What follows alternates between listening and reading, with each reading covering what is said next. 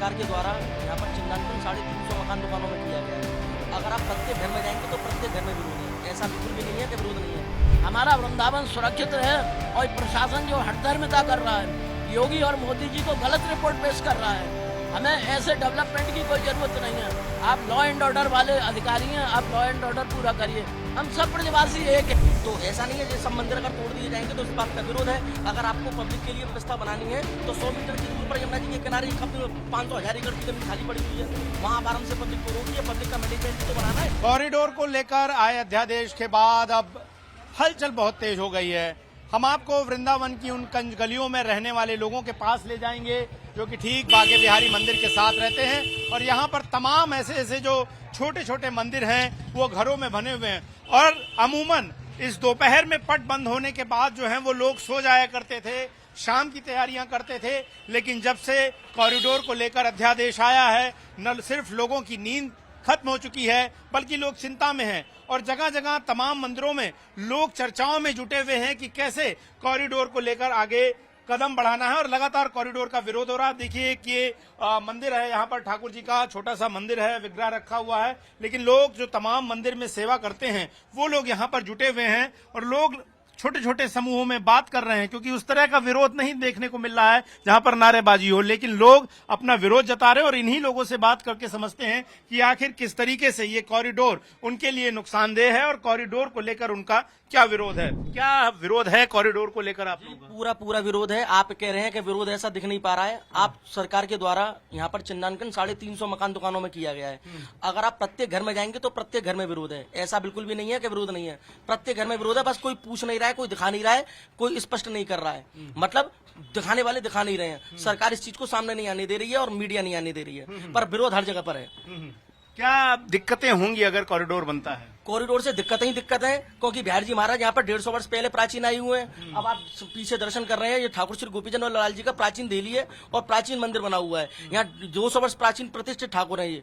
तो ऐसा नहीं है ये सब मंदिर अगर तोड़ दिए जाएंगे तो इस बात का विरोध है। अगर आपको पब्लिक के लिए व्यवस्था बनानी है तो 100 मीटर की दूर पर यमुना जी के किनारे 500,000 एकड़ की जमीन खाली पड़ी हुई है, वहाँ आप आराम से पब्लिक को रोकिए। पब्लिक का मैनेजमेंट ही तो बनाना है, पब्लिक को दर्शन के लिए सुविधा ही तो प्रदान करनी है। वहाँ रोकिए, वहाँ से धीरे धीरे करके लाइन लगा करके मंदिरों में दर्शन करने भेजते जाइए। भाई मेरे मंदिर में अगर 20 आदमियों को बैठने की जगह है मेरे घर में तो मैं 20 व्यक्तियों को बुलाऊंगा, और अगर मान के चलिए 20 से ज्यादा आ जाते हैं तो मैं कहीं और व्यवस्था बनाऊंगा उनके बैठने की। ये तो नहीं करूंगा अपने बगल वाले मकान को तोड़ दूंगा। अब अगर एक मंदिर पर पब्लिक बहुत ज्यादा आ रही है तो उसके लिए आप प्रत्येक मंदिर को तो नहीं तोड़ सकते हैं। और प्रत्येक मंदिर धरोहर है, प्रत्येक घर धरोहर है। किसी के घर में हरदास जी आकर के बैठे हैं, किसी के घर में आकर के हरिवंश महाप्रभु बैठे हैं। बात इस बात का विरोध है, किसी के घर में मीराबाई आई हैं। तो ये प्रत्येक घर जो है धरोहर है, प्राचीन स्वरूप है। एक महाशय जी की मैंने वीडियो सुनी थी, उनका कहना यह था कि ये कुंज गलियां नहीं है, ये सकरे रास्ते थे। अब ब्रजवासियों ने यहाँ पर जो है घर बना लिए, बड़े बड़े पक्के मकान बना लिए। मैं उन महाशय जी निवेदन करना चाहता हूँ और आपके माध्यम से उनसे ये प्रार्थना करना चाहता हूँ कि ठाकुर जी के लिए कुंज गैलों के लिए बोला जाता है कि कुंज गैल खेलत गिरधारी डोलत श्रीजी संग, और डोलत श्रीजी संग बिहारी नाचत श्रीजी संग। तो ये पदों है, ठाकुर जी को इस पद के माध्यम से बताया जा रहा है कि कुंज गैलों से निकल के जाते हैं। अब जो ये कुंज गलियां थी, इन जगह पर किसी जमाने पर किसी समय पर लता पताएं हुआ करती थी और लता पताएं आपस में मिला करती थी। उन कुंज गैलों से ठाकुर जी निकल करके जाते हैं। जब तो हमारा भाव है कि बिहार जी निकल करके जो निधवन रास रचाने के लिए जा रहे हैं। अब समय बदला तो सबसे पहले पक्की सड़कें किसने बनवाई? कुंज गैलों को तोड़ करके पक्की सड़कें किसने बनवाई? सरकार ने बनवाई। उन जगहों पे सीवर किसने डाली? सरकार ने डाली। तो ब्रजवासियों ने भी अपने, भाई जब जनसंख्या बढ़ती है तो परिवर्तन आता ही आता है।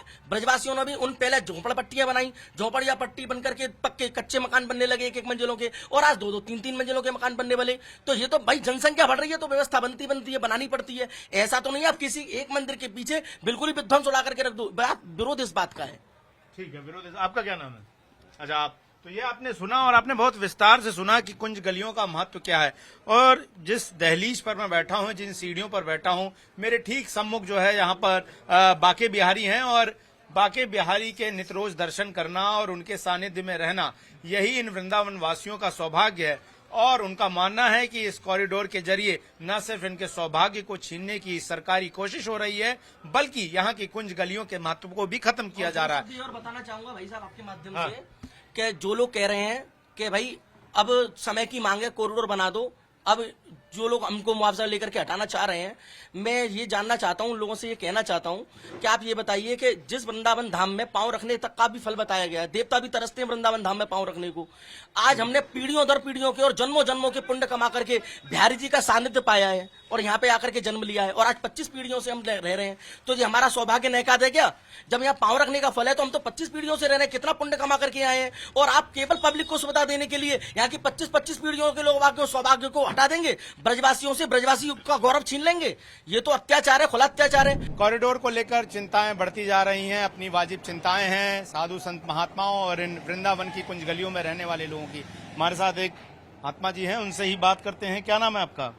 महंत मधुमंगल शरण दास शुक्ला कॉरिडोर की चर्चा तो सुनी होगी, जी। क्या नुकसान इससे वृंदावन को पहुंच रहा है? सरकार कह रही है कि बहुत जरूरी है, लोग भगदड़ में दब जाते हैं, सांस नहीं ले पाते हैं, परेशानियां होती हैं। आप लोग का क्या तर्क है?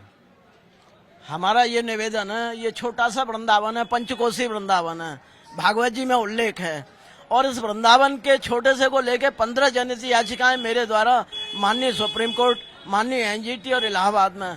आप कहोगे छोटे से वृंदावन में 15 जनहित समस्या, भयंकर समस्या है। अधिकारी केवल यहाँ वसूल करने आते हैं, उनका यहाँ से के वास्तविक विकास से कोई मतलब नहीं है। ये ढांचागत विकास हमें नहीं चाहिए। एक दिन की बात है, हमारे बांके बिहारी वृंदावन की परिक्रमा में थे, एक सखा गाड़ा में बैठा के अपनी बहू को ला रहा था, ब्याह हुआ था। उन्होंने कहा चौमाई छेल बिहारी ब्याह कर लियो, हम नहीं बुलाए। अरे भैया वो गलती है गई। अच्छा भाभी को मोड़ो दिखा दे। अरे घूंघट के पट खोल हमें तू टुक मुख चंद्र दिखाई दियो। रामलला ने ऐसा नहीं किया, रामलला मर्यादा में रहे। शासन और प्रशासन कहता है रामलला, भगवान की ये प्रेम लीला है। बांके बिहारी सांवरे मुँह पे तुम बिन रहो न जाए हो। हमारी ये माता बहनें ब्याह ब्याह के जन कहाँ से आई हैं? ग्वालिन आई, मटकी भर के लेके आई और मटकी धरी थी, बोले थे या बिहारी तो नैना मत लड़ाई हो। अगर नैना लड़ गए, वो मटकी गई, वो भूल गई ये मिस्टर जी का घर कहाँ है। मेरे दादा परदादा गिरिराज मिस्टर जी और पूरी परंपरा है इनकी लंबी चौड़ी, भूल गई वो, और एकदम डूलती। सब लोग लाज पटकी। तो ग्वालन लालन एक बिने सुनिए तो मेरी गली आइए ना। हमारा ठाकुर से कूट कूट के प्रेम बढ़ा है। 6 वर्ष 6 महीने और 56 दिन इस ब्रज में ठाकुर जी ने निवास किया। हम ब्रजवासी तो ये कहते हैं ठाकुर आज भी यहाँ विराजमान है। जो कंस की लीला हुई, द्वारिका की लीला हुई, हमारी उनमें आस्था है, प्रणाम है। लेकिन हम तो बाल स्वरूप को, जैसे नरेंद्र मोदी जी को अपना बचपन याद होगा कि मैं कहाँ पढ़ा, कहाँ खेला, कृष्ण हमारे साथ बिहार करते हैं, आत्मा में बिहार करते हैं। ये बात हम आपसे कह रहे हैं, आपको गप लग सकती है। ब्रजवासी मात्र इतने अनुभव होते हैं। उस प्राचीन को आप सजाइए। डेवलपमेंट का मतलब है यहाँ श्रृंगार करिए। आप विनाश करने आ रहे हैं खाली अपने कमीशन के चक्कर में। इस छोटे से वृंदावन में मधुमंगल आप कैमरे में कैद कर लो। यहाँ 2 अफसर आए, शैलजाकांत और नागेंद्र प्रताप, इन्होंने सब मटिया मेट कर दी यहाँ की कल्चर। आज इलीगल कंस्ट्रक्शन है, बंदरों की समस्या है। अरे बंदरों को आप सफारी बनाइए। हेमा मालिनी वर्ल्ड लेवल की स्टार, अरे किस काम की? जन्नी जनियो भक्त जन कह दाता कह सूर, नहीं तो रहियो बांझड़ी मत गमइयो नूर। हरिराम जी व्यास जी महाराज, आप बड़े हो गए और अपने समाज के काम नहीं आए, अपने परिवार के काम नहीं, अपने देश के काम नहीं आए, बेकार है। हमारा तो सब ब्रजवासियों का आपसी बहुत कट्टर सहयोग है। हमारा वृंदावन बचे, वृंदावन हमारी उपासना है। वृंदावन एक भूमि का टुकड़ा नहीं है हम लोगों के लिए। रेमन वृंदा विपिन निहार, वृंदावन सीमा के बाहर हरिहु को न निहार। हमारा ठाकुर बाउंड्री से बाहर कहेगा ना कि आजा चल चल अपना काम कर, वृंदावन की बाउंड्री के भीतर आ। हमारी इतनी अनन्यता है इस ठाकुर से। उस ठाकुर का नाम बांके बिहारी भी हो सकता है, राधा वल्लभ भी हो सकता है, राधा रमण भी हो सकता है। जैसे विष्णु सहस्त्र नाम में ठाकुर जी के 1008 नाम है। तो हमारी प्रीति ठाकुर के चरणों में है। हमें संसार से कोई मतलब नहीं है। हमारा वृंदावन सुरक्षित रहे। और प्रशासन जो हठधर्मिता कर रहा है, योगी और मोदी जी को गलत रिपोर्ट पेश कर रहा है, हमें ऐसे डेवलपमेंट की कोई जरूरत नहीं है। आप लॉ एंड ऑर्डर वाले अधिकारी हैं, आप लॉ एंड ऑर्डर पूरा करिए। हम सब ब्रजवासी एक हैं। अरे झाड़ू की सीख होती है 100, सब अलग अलग हैं, लेकिन एक सूतली ऐसी बांधी जाती है, सब एक हो जाती हैं।